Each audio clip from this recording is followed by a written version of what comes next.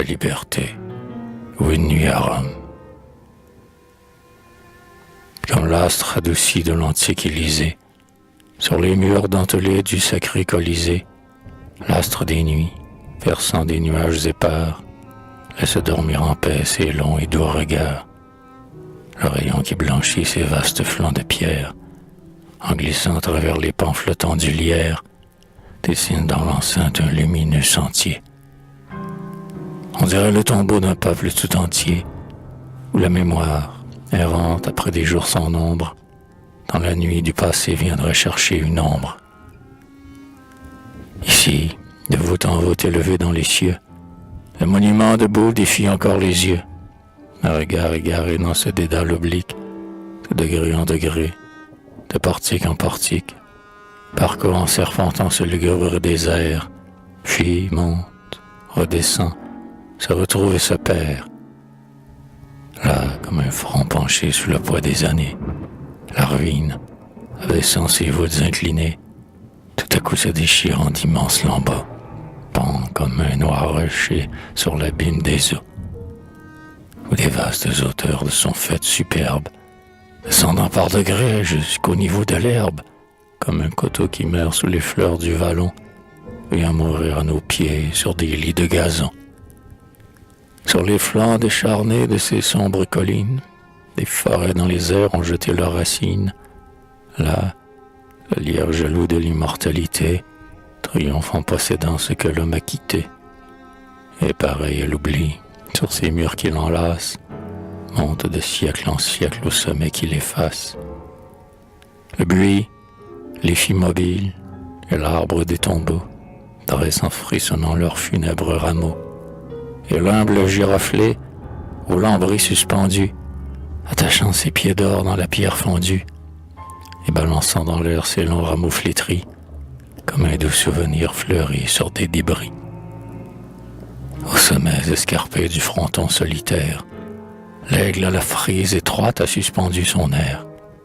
Au bruit sourd de mes pas, qui trouble son repos, il jette un cri d'effroi, grossi parmi l'écho, s'élance dans le ciel, en redescend, s'arrête, et d'un vol menaçant plane autour de ma tête. Du creux des monuments, de l'ombre des arceaux, sortent en gémissant de sinistres oiseaux, ouvrant en vain dans l'ombre une ardente prunelle, l'aveuglement des nuits bat les murs de son aile. La colombe, inquiète à mes pas indiscrets, descend, vole et s'abat de cyprès en cyprès, et sur les bords brisés de quelque urne isolée, se pose en soupirant comme une âme exilée. Les vents, en s'engouffrant sous ces vastes débris, en tirent des soupirs, des hurlements, des cris. On dirait qu'on entend le torrent des années rouler sous ces arceaux, ces vagues déchaînées, renversant, emportant, minant de jour en jour tout ce que les mortels ont bâti sur son cours. Les nuages flottant dans un ciel clair et sombre, en passant sur l'enceinte, y font courir leur ombre, et tantôt, cachant le rayon qui nous luit, couvrent le monument d'une profonde nuit. Tantôt, se déchirant sous un souffle rapide, laisse sur le gazon tomber un jour livide, qui, semblable à l'éclair, montre à l'œil ébloui ce fantôme debout du siècle évanoui. Dessine en serpentant ses formes mutilées, les cintres verdoyants des arches écroulées, ces larges fondements sous nos pas entr'ouverts, et l'éternelle croix qui, surmontant le fait, incline comme un mât battu par la tempête. Rome, te voilà donc, ô mère des Césars. J'aime fouler aux pieds tes monuments épars. J'aime sentir le temps, plus fort que ta mémoire, effacer pas à pas les traces de ta gloire. L'homme sera-t-il donc de ses œuvres jaloux? Les monuments sont-ils plus immortels que nous? Égaux devant le temps, non. Ta ruine immense nous console du moins de notre décadence. J'aime à venir rêver sur ce tombeau, à l'heure où de la nuit le lugubre flambeau, comme l'œil du passé, flottant sur des ruines, d'un pâle demi-deuil revêtait cette colline, et d'un ciel toujours jaune éclaircissant l'azur, fait briller les torrents sur les flancs de Tibur. Ma harpe, en passant l'oiseau des nuits effleure, sur tes propres débris te rappelle et te pleure, et jette au flot du Tibre un cri de liberté, hélas, par l'écho même à peine répété. Liberté, nom sacré, profané par cet âge, j'ai toujours dans mon cœur adoré ton image, tel qu'au jour d'Émile et de Léonidas, t'adorèrent jadis le Tibre et l'Eurotas.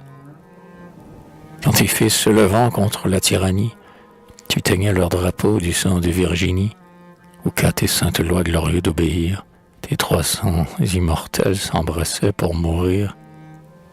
Tel enfin que du riz prenant ton vol sublime, comme un rapide éclair qui court de cime en cime, des rives du Léman au rocher d'Appenzell, volant avec la mort sur la flèche de Tel, se rassemblent tes fils errants sur les montagnes, et, semblables aux torrents qui font sur leur campagne, tu purges à jamais d'un peuple d'oppresseurs ces champs où tu fondas ton règne sur les mœurs.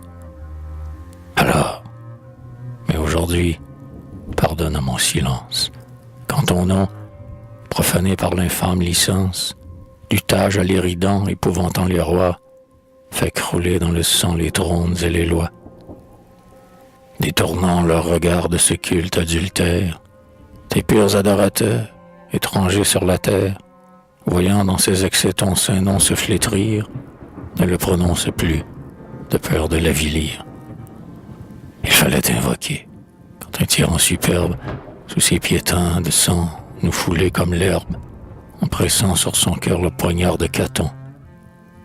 Alors il était beau de confesser ton nom. La palme des martyrs couronnait tes victimes, jusqu'à leur soupir, tout leur était des crimes.